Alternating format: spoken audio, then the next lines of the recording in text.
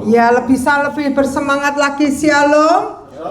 Ya, puji Tuhan, sampai hari ini Tuhan baik, Tuhan terus menyertai kita, Tuhan terus memimpin langkah-langkah hidup kita. Ya, Dia menyatakan kasih setianya yang tidak pernah berubah di dalam kehidupan kita. Amin, saudara. Ya, satu tema yang kita akan renungkan pada sore hari ini adalah, ini dia, kita baca bersama ya, 2, 3, Tuhan buka jalan.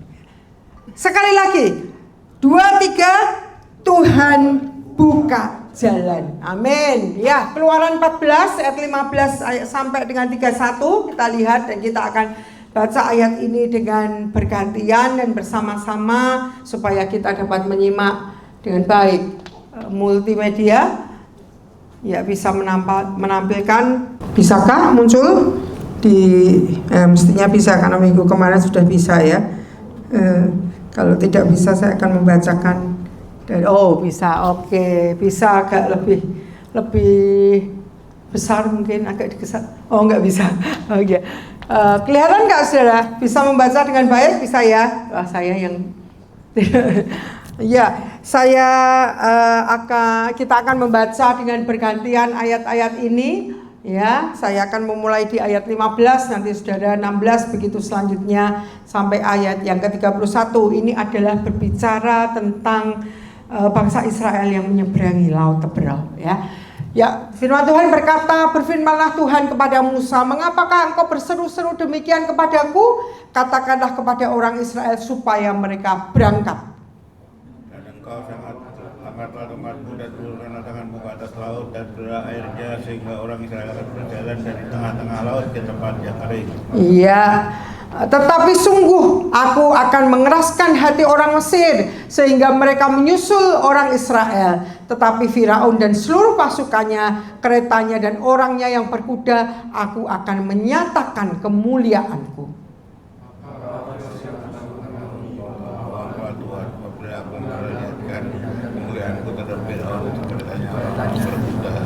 Iya, kemudian bergeraklah malaikat Allah yang tadinya berjalan di depan tentara Israel, lalu berjalan di belakang mereka, dan tiang awan itu bergerak dari depan mereka, lalu berdiri di belakang mereka.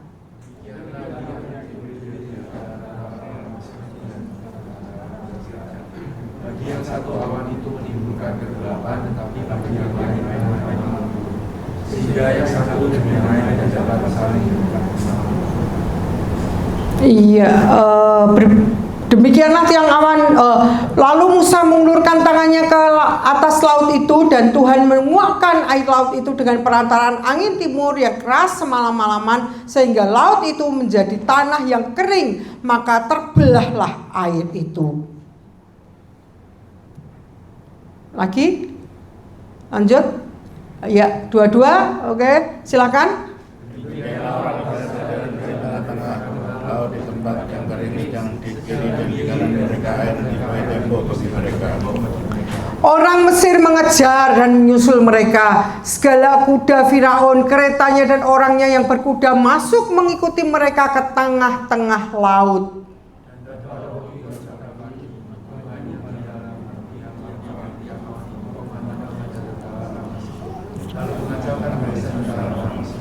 Ia membuat roda kereta mereka berjalan miring dan maju dengan berat, sehingga orang Mesir berkata, marilah kita lari meninggalkan orang Israel, sebab Tuhanlah yang berperang untuk mereka melawan Mesir. Lanjut, 23.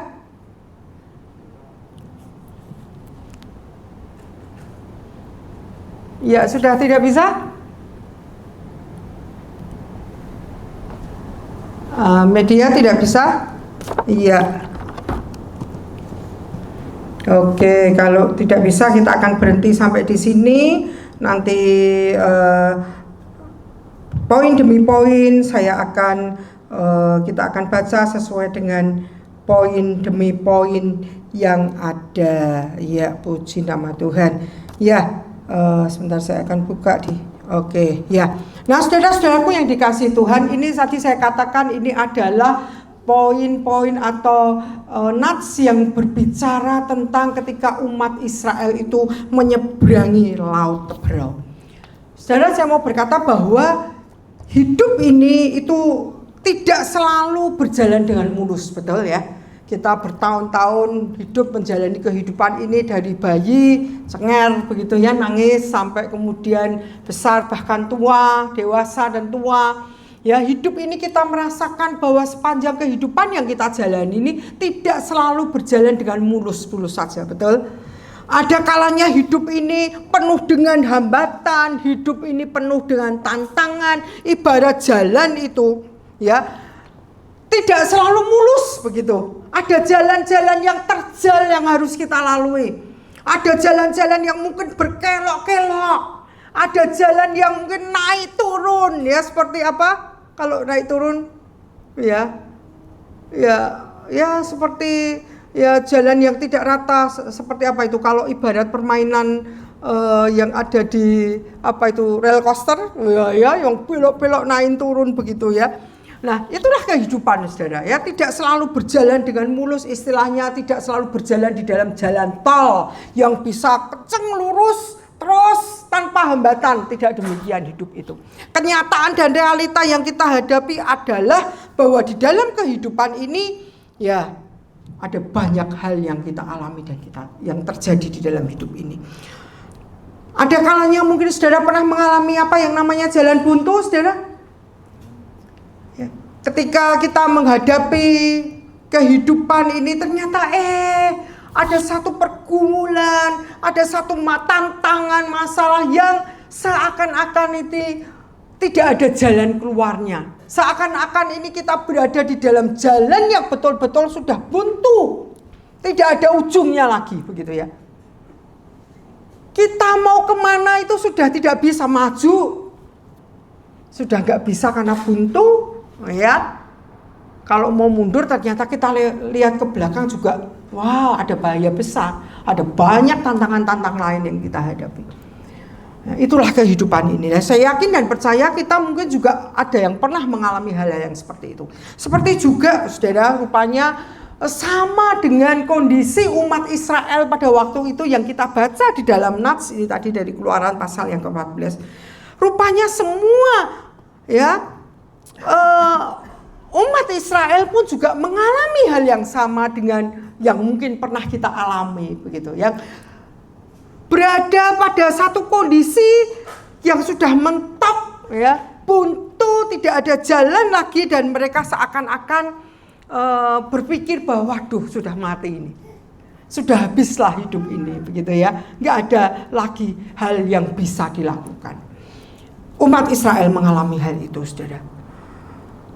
Ketika mereka mau masuk ke sebuah negeri perjanjian yang Tuhan janjikan, yaitu Israel, ternyata umat Israel tidak berjalan dalam keadaan yang mulus, yang tanpa tantangan dan hambatan, saudara. Meskipun Tuhan berjanji bahwa negeri Israel, negeri Kanaan itu akan menjadi negeri yang penuh berkat bagi mereka, tapi untuk menuju ke sana, wow, rupanya nggak mudah. Ada harga-harga yang harus mereka bayar. Ada tantangan-tantangan yang besar yang harus mereka hadapi untuk masuk ke sebuah negeri perjanjian itu, saudara. Baru saja mereka meninggalkan Mesir, berpuluh-puluh tahun lamanya mereka berada di dalam penjajahan, mereka ada di dalam penindasan, mereka ada di dalam perbudakan di Mesir, dan mereka akan masuk ke sebuah negeri yang Tuhan janjikan. Tetapi saudara, apa yang terjadi? Ketika mereka berkemah dan mereka akan siap berangkat, ternyata saudara, yang dihadapi adalah sebuah tantangan yang besar. Ternyata ketika mereka berjalan terus, mereka terus berlari, terus mereka akan menuju ke sana, yang terjadi adalah mereka diperhadapkan di depan itu dengan sebuah laut yang tidak ada pangkalnya dan tidak berujung. Itu yang mereka hadapi. Lah, ternyata ini bagaimana kita akan menyeberang ke sana? Bukan hanya itu, kalau mereka berpikir mereka bisa balik arah ke sana selamat sudah selesai saudara ya. Mereka mungkin akan lakukan itu, tapi tidak demikian. Kalau mereka menengok dan kembali ke belakang, apa yang terjadi? Mereka akan mati.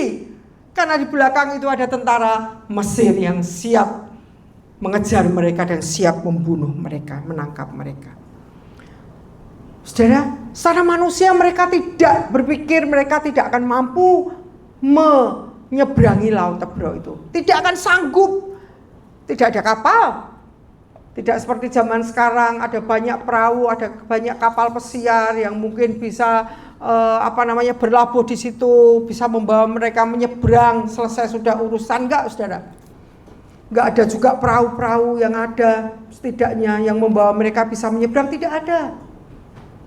Hamparan laut yang ada. Bagaimana cara mereka bisa menyeberang? Mereka nekat menyeberang. Ya, secara manusia waktu itu mereka berpikir bisa mati kita. Makanya mereka protes, makanya mereka marah kepada Musa. Ya, wah, engkau membawa kami ini mati di sini ya, karena apa? Kita harus tenggelam dengan di laut itu. Saudara, inilah yang terjadi. Ketika saya membaca, merenungkan ayat demi ayat ini, saudara, ada hal-hal luar biasa yang saya dapatkan dan saya rindui, saya sharekan kepada saudara. Ya, saya percaya saudara akan dapatkan berkat yang luar biasa juga dari perikop ini. Ada 3 hal yang menjadi hal yang berkat yang kita dapat pelajari dari pelajaran mukjizat Laut Tebro. Yang pertama, ayo media, apa itu yang dapat kita ambil dari mukjizat Laut Tebro? Yang pertama adalah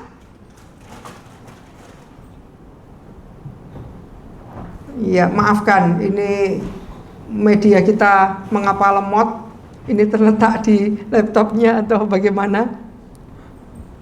Ya, ini mungkin kita bisa sharekan nanti kepada Chief Sanim bagaimana ini bisa terjadi. Ya, yang pertama tidak bisa. Oke, yang pertama adalah saudara, bahwa ketahuilah bahwa ada Tuhan di setiap tantangan, ada Tuhan di setiap pergumulan kehidupan kita. Ya, ini yang pertama. Ya, yang pertama, ada Tuhan di setiap tantangan dan pergumulan kita. Saya ambil ayatnya di ayat yang ke-17 sebagai referensinya adalah, tetapi sungguh aku akan mengeraskan hati orang Mesir sehingga mereka menyusul orang Israel terhadap Firaun dan seluruh pasukannya, keretanya dan orangnya berkuda. Aku akan menyatakan kemuliaanku. Aku akan menyatakan kemuliaanku. Saya ulang sekali lagi. Ya, kemudian bergeraklah malaikat Allah yang tadinya berjalan di depan tentara Israel, lalu berjalan di belakang mereka, dan tiang awan itu bergerak dari depan mereka lalu berdiri di belakang mereka. Saudara, yang pertama saya katakan ada Tuhan di setiap tantangan dan pergumulan kita. Saat baru saja umat Israel itu meninggalkan Mesir, mereka sudah menghadapi tantangan dan jalan buntu karena di depan mereka laut. Tapi apa yang terjadi, saudara? Ya, Tuhan itu tidak membiarkan umat Israel ini mati dengan sia-sia di tangan Mesir. Ini yang terjadi. Tuhan tidak membiarkan umatnya itu mati di tangan Mesir dengan sia-sia. Sudah selesai karena jalan itu buntu, sudah tidak ada harapan lagi. Tidak demikian, saudara, yang terjadi. Karena ayat ini dengan jelas berkata apa? Aku akan menyatakan kemuliaanku. Tuhan akan menyatakan kemuliaannya. Saudara, bukankah dalam hidup kita itu seringkali kita juga diperhadapkan sama seperti kondisi sama seperti umat Israel yang maju mundur kena tadi yang tidak ada harapan, yang seakan-akan jalan buntu, sudah tidak ada lagi hal yang dapat kita lakukan. Saudara, ini ayat yang menguatkan kita ketika kita ada di dalam pergumulan-pergumulan yang berat, bahwa percayalah, yakinlah, berimanlah bahwa Tuhan itu akan menyatakan kemuliaannya di dalam kehidupan kita. Dia menyatakan, dia mampu menyatakan kemuliaannya di atas segala masalah, pergumulan dan tantangan hidupmu dan hidupku. Amin. Ini iman kita dan percaya kita. Sama seperti apa yang Tuhan katakan kepada umat Israel, Tuhan pun akan nyatakan, katakan itu bagi kita, bahwa aku juga mampu menyatakan kemuliaanku di dalam kehidupan. Ketika kita menghadapi hal yang demikian, bahwa percayalah bahwa Tuhan itu tidak pernah membiarkan kita berjalan sendiri, menghadapi tantangan itu sendiri. Tuhan bahkan tidak akan pernah dan rela membiarkan kita itu kalah, mati dengan sia-sia,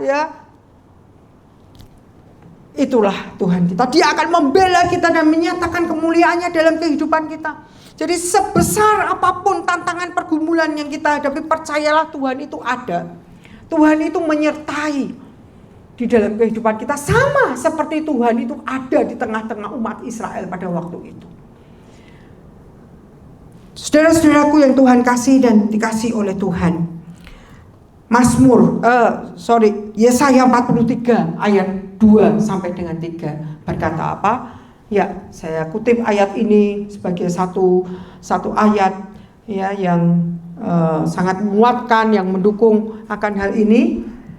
Media Yesaya pasal yang ke-43 ayatnya yang ke-2 sampai ayatnya yang ke-3. Media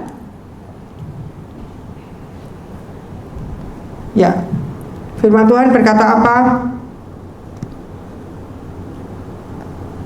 Yesaya pasalnya yang ke-43 ayat yang kedua. Firman Tuhan berkata demikian.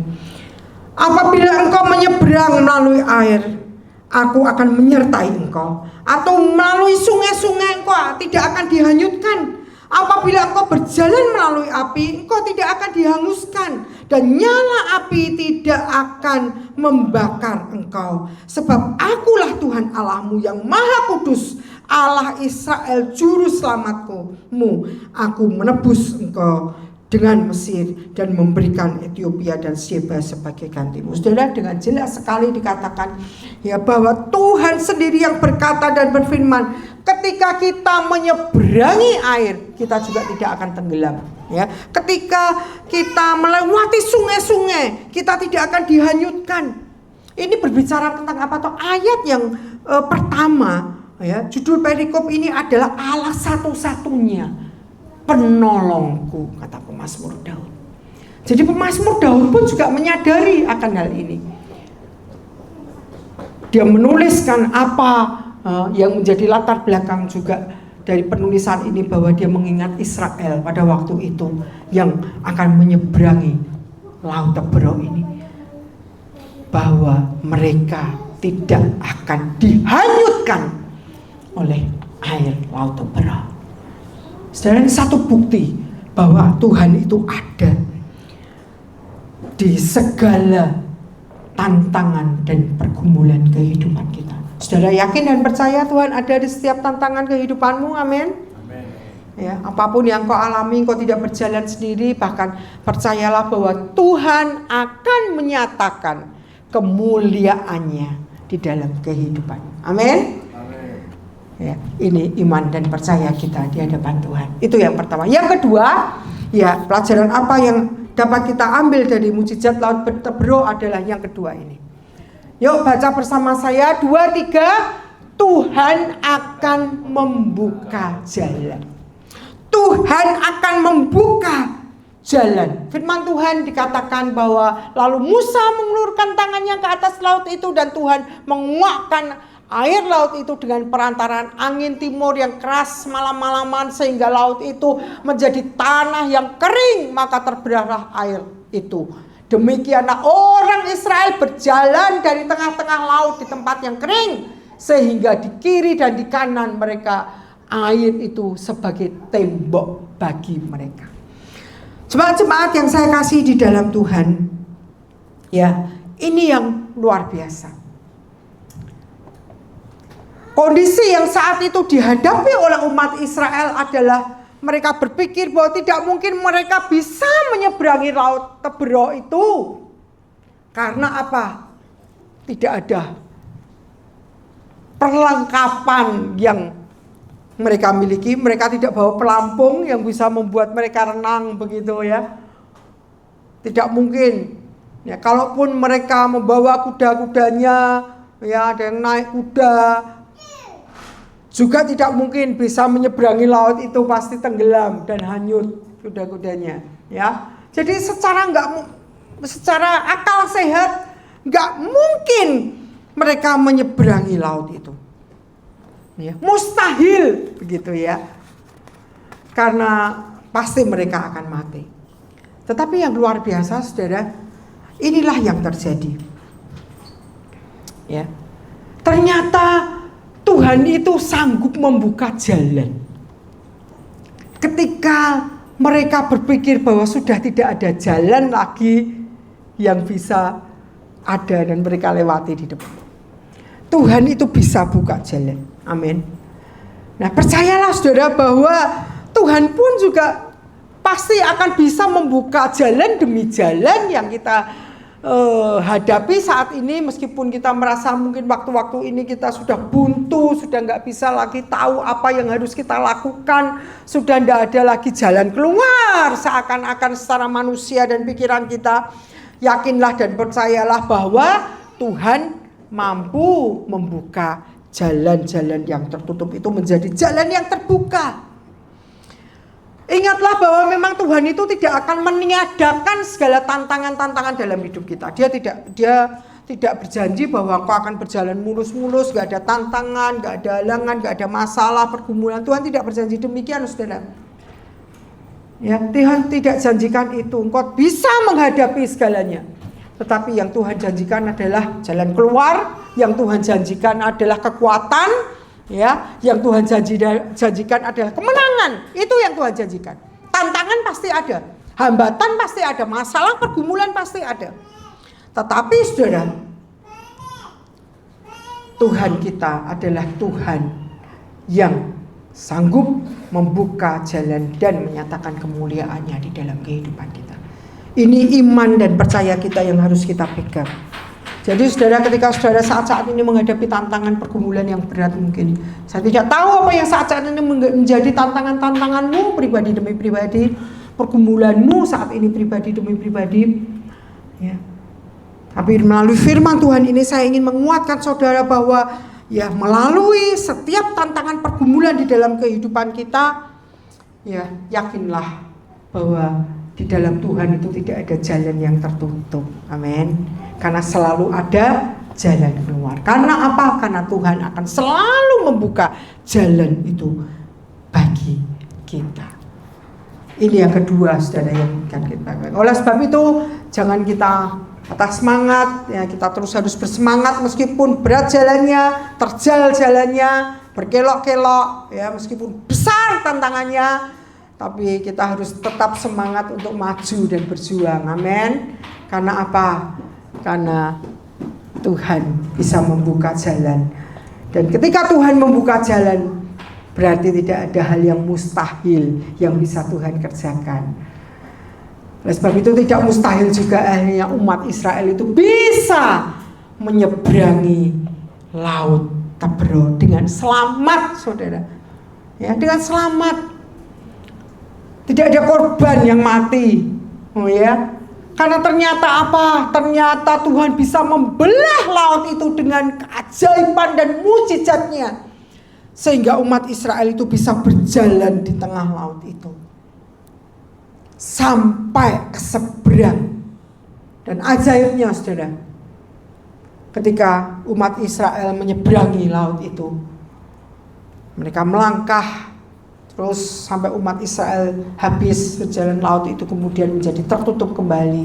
Dan itu berarti Mesir tidak bisa lagi mengejar mereka. Mereka diselamatkan. Ya, jalan yang dibuka oleh Tuhan itu adalah jalan yang ajaib. Jalan yang pasti akan memberikan kepada kita kemenangan dan kemuliaan. Seperti yang umat Israel ini terima pada waktu itu. Itu yang kedua ya. Tetap semangat karena selalu ada jalan keluar dari setiap pergumulanku. Tidak ada jalan yang tertutup bagi Tuhan. Pasti ada jalan keluar bagi setiap pergumulan kita. Yang ketiga, terakhir. Yang ketiga, pelajaran yang ketiga dari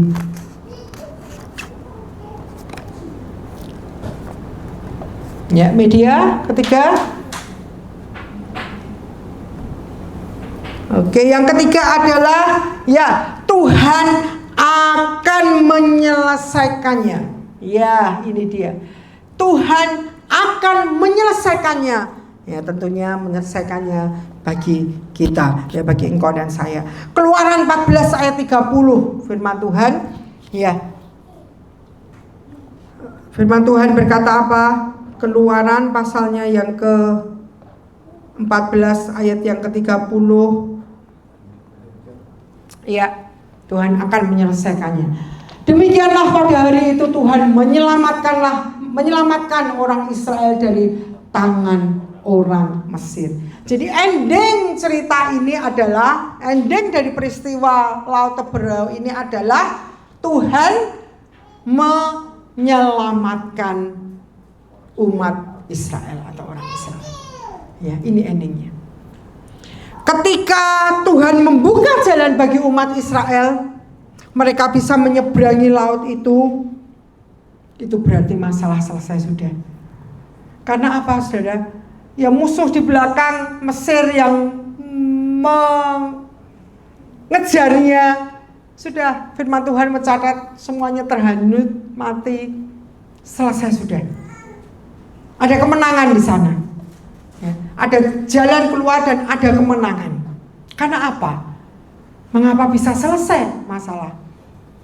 Tantangan yang mereka hadapi pada waktu itu selesai sudah. Mereka menjadi pemenang. Ya, karena apa? Karena kuasa Tuhan yang bekerja. Karena ada mujizat Tuhan yang dinyatakan. Karena Tuhan yang menyelesaikan bagi mereka. Saudara, umat Israel tidak bisa menyelesaikan masalahnya pada waktu itu. Bagaimana? Bagaimana mungkin mereka bisa mengeringkan laut, membuat jalan di tengah laut? Tidak bisa, saudara. Umat Israel tidak bisa menyelesaikan masalahnya sendiri, tidak bisa menyelesaikan masalah yang mereka hadapi pada waktu itu. Siapa yang bisa menyelesaikannya? Hanya Tuhan. Hanya kuasa Tuhan yang bekerja dan menyelesaikan masalah mereka. Saudara yakin dan percaya dengan imanmu bahwa Allah pun sanggup dan mampu menyelesaikan segala masalah-masalah dalam hidupmu? Amin. Saudara percaya? Sangat mudah bagi Allah. Sebesar apapun masalah pergumulan kita, sangat mudah bagi Tuhan untuk menyelesaikannya.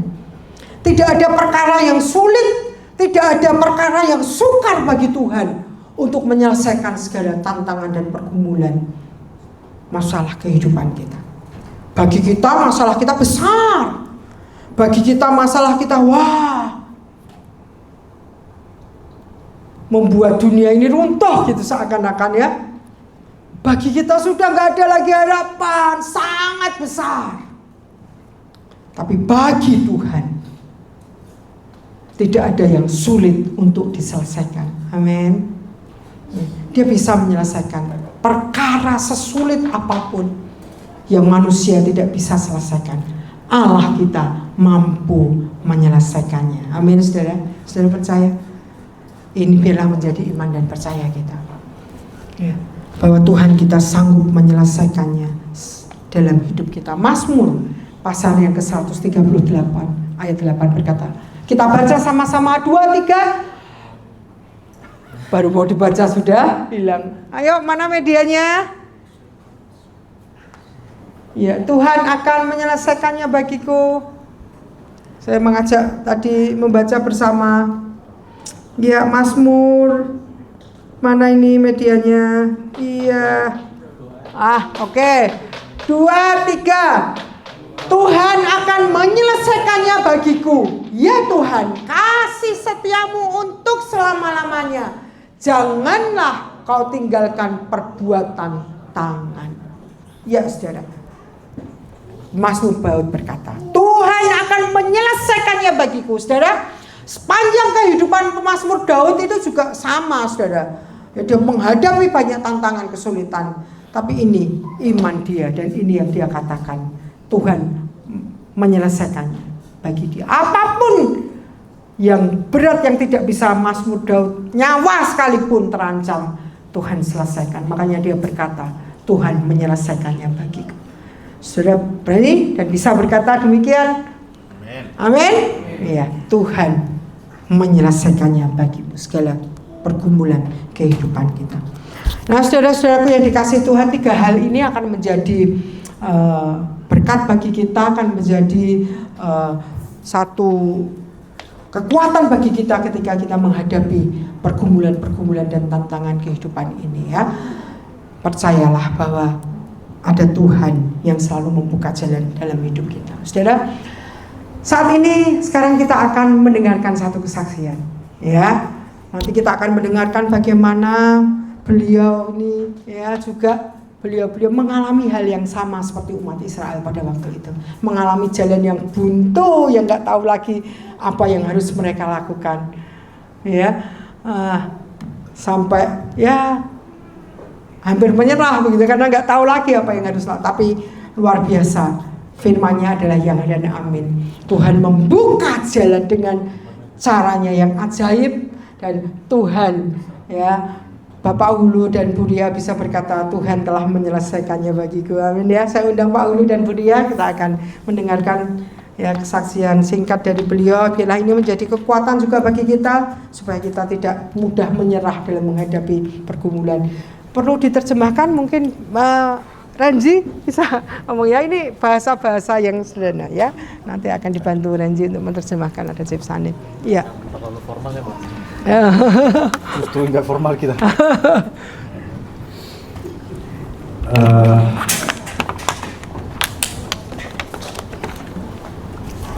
Selamat hari Ibu, salam Bapak Ibu. Shalom. Sebelumnya saya memberikan tema hari ini dulu adalah pertemuan adalah jalan keluar. Kami percaya bahwa Tuhan selalu ikut campur di dalam pekerjaan dan keinginan kami. 지금 여기 계신 이유는 이 말씀의 테마는 하나님이 항상 우리 인생에 같이 계획을 짜고 있어요. Kenapa saya mengangkat pertemuan adalah jalan keluar? Awal mulanya saya sebelum menikah, saya bertemu dengan seseorang yang bukan menurut saya itu bukan hanya kebetulan, yaitu Pak Suryawan. 제가 결혼하기 전에 소리아와 목사님 때 만났어요. Jadi setelah bertemu, banyak hal-hal yang mungkin saya tidak mampu sendiri. Dan mengapa saya mengatakan pertemuan itu adalah sebuah jalan keluar, dan yang menolong banyak kesulitan-kesulitan saya, beliau selalu memberikan jalan keluar. Artinya Tuhan bekerja sama, tidak secara langsung, tetapi memberikan orang lain untuk menolong saya. jadi 그래서 그 소리아와 목사님 통해서 항상 제가 어떤 길 갈 때마다 이럴 때 도움이 많이 받고 하나님에서도 도움이 많이 받았다고 느꼈어요. Salah satu bukti nyata adalah pernikahan saya. 그 중에 하나는 제 결혼식이에요. Dan itu adalah sebuah jalan keluar di mana saya mentok tidak bisa berpikir, Tuhan, tidak mungkin aku bisa menikah di Korea ini karena aku tidak punya kenalan. Tidak ada orang yang menolong saya, dan saya ketutup. Pikiran saya, sudah nikahnya nanti saja. Tapi apa yang Tuhan berikan ke saya sangat luar biasa, dahsyat dalam kehidupan saya. Dia memberikan seseorang untuk menolong saya. Itu bukti nyata.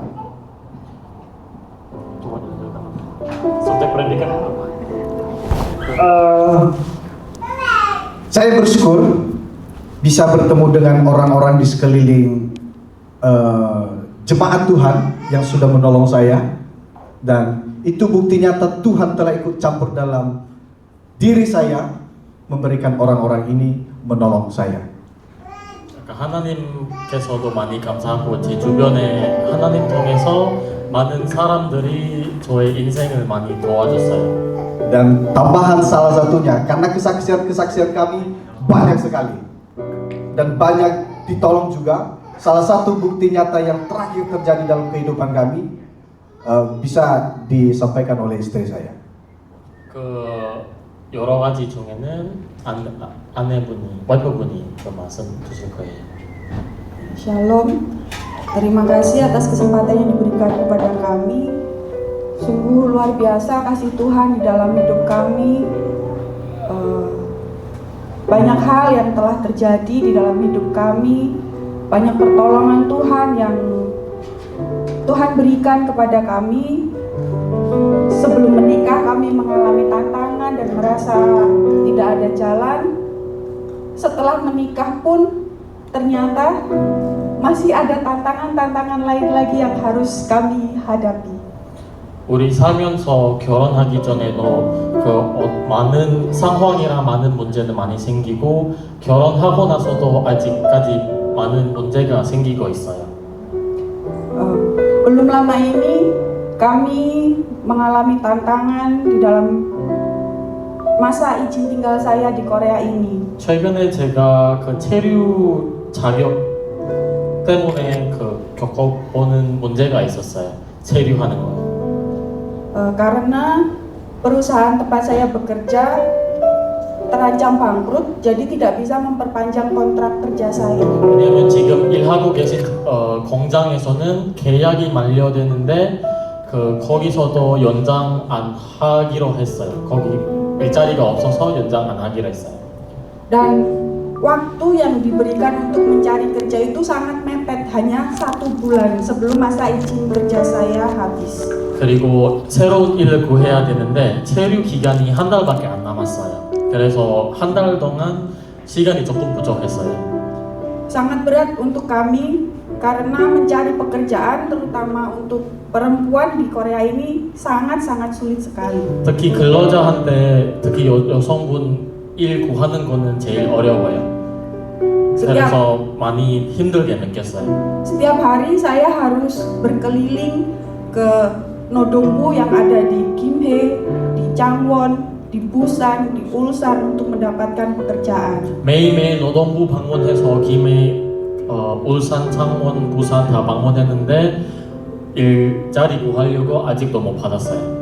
Tetapi tidak ada hasil sama sekali, sehingga saya mencoba konsultasi ke shelter untuk mencoba mengganti visa saya agar tetap bisa tinggal di Korea ini karena kondisi saya sedang hamil. 그래서 일자리 못 구해서 쉘터 통해서 상담 받아봤는데 왜냐하면 지금 임신 중이라 당장 돌아갈 수가 없고 바꿔야 되는데 방법이 없었어요. Dan di situ saya tidak mendapatkan solusi, katanya tidak bisa karena kehamilan saya tidak bisa dijadikan alasan untuk tetap tinggal di Korea, kata mereka begitu. 근데 거기서도 다른 해결법이 없고 임신 때문에 계속 연장을 할 이유가 없어요. Kemudian saya ketika itu didoakan oleh Bu Esther ketika saya mau pergi ke shelter itu, saya didoakan dahulu sama Ibu Esther agar diberikan jalan keluar. Di situ saya mendapatkan kekuatan, oh Tuhan pasti bisalah saya tetap tinggal di Korea ini. 그날 쉘터 상담하러 방문하기 전에 에스더 목사님께서 기도를 받았는데 그 기도하고 나서 제가 그날 힘이 많이 받았어요. Namun setelah saya menjalani hari-hari itu yang setiap hari harus kesana kemari mencari pekerjaan dan ternyata tidak ada, cari solusi yang lain juga tidak mendapatkannya, saya mulai merasa kayak ya udahlah Tuhan, saya pasrah, kalaupun saya harus pulang, ya sudah saya pulang saja. Tetapi saya memikirkan suami saya. Kami menikah belum 1 tahun, masa harus berpisah, apalagi kondisi saya hamil. Apakah saya harus melahirkan tanpa anak ini melihat ayahnya gitu. 그래서 그때 너무 해결법이 없고 그냥 하나님한테 제가 귀국해야 되나요? 이런 마음이 가지고 하지만 고민도 많았어요. 왜냐하면 결혼한 지 1년밖에 안 됐는데 다시 먼 거리를 해야 될지 그리고 아기도 태어나면은 아빠도 못 보고 그런 고민이 많이 있었어요. Di hari itu mendekati masa izin saya yang berakhir, seharusnya minggu lalu tanggal 13. 원래 체류 기간은 지난주 13일까지였어요. Di situ habis, tetapi pada hari Kamis sebelumnya itu saya bersama Pak Sur, ditemani Pak Sur diantar ke imigrasi untuk konsultasi dengan petugas di sana. Pimpinan. Oh, dengan pimpinan petugas pimpinan imigrasi di Kimhae. 원래 13일에 그 체류 기간이 만료하는데 그 전주에 소리아 목사님이랑 같이 그 출입국 가서 거기에 있는 출입국 기관사님이랑 같이 만났어요. Dan di situ saya yang sebelumnya sudah merasa putus asa, sudahlah Tuhan, ya udah kalau memang harus pulang saya pulang saja. Tetapi juga memikirkan bagaimana suami saya. Tapi Tuhan benar-benar memberikan mukjizat bagi kami. 그날 거기 갔을 때 제 마음은 이미 그 힘이랑 희망이 없는 마음으로 가는데 하지만 하나님께서 그날 저한테 희망을 줬어요. Pimpinan imigrasi memberikan solusi buat kami sehingga saya bisa mendapatkan visa G1. 그래서 거기 그 출입국 쪽에 다른 비자 방법으로 해결해줬어요. G1이라는 비자로 따로 발급해줬어요. Karena Pak Suryawan yang meminta dan ketika diberikan pertanyaan-pertanyaan saya bingung. Namun dibantu sama Kristo untuk bisa menjawab pertanyaan itu sehingga saya lolos untuk bisa dikasih G1. Iya. 그때 면접 지원 비자 받기 전에 면접해야 되는데 그 면접하는 것도 크리스토가 통역을 해주고 합격했어요. Sungguh ini benar-benar berkat yang luar biasa seperti khotbah tadi ketika kita diperhadapkan dengan masalah yang kita merasa kalau kita maju nggak bisa, mundur pun nggak mungkin, tapi kita bisa meminta ke atas Tuhan yang akan memberikan jalan dalam hidup kita. 아까 하나님 말씀처럼 우리 인생에 앞으로 가는 길도 없고 뒤로 가는 길도 없고 만약에 우리 하나님한테 그 기도하고 다 도와달라 하면은 하나님이 길을 알려주실 거예요. Terima kasih. Puji Tuhan, ya, puji Tuhan, ya, puji Tuhan. Bisa kita beri kemuliaan bagi Tuhan, lebih semangat lagi, amin, haleluya. Karena kita lihat Tuhan kita, Tuhan yang dahsyat, amin. Tuhan yang sanggup melakukan segala perkara dan Tuhan yang mampu membuka jalan demi jalannya sehingga tidak ada jalan yang tertutup bagi kita, amin, saudara, amin.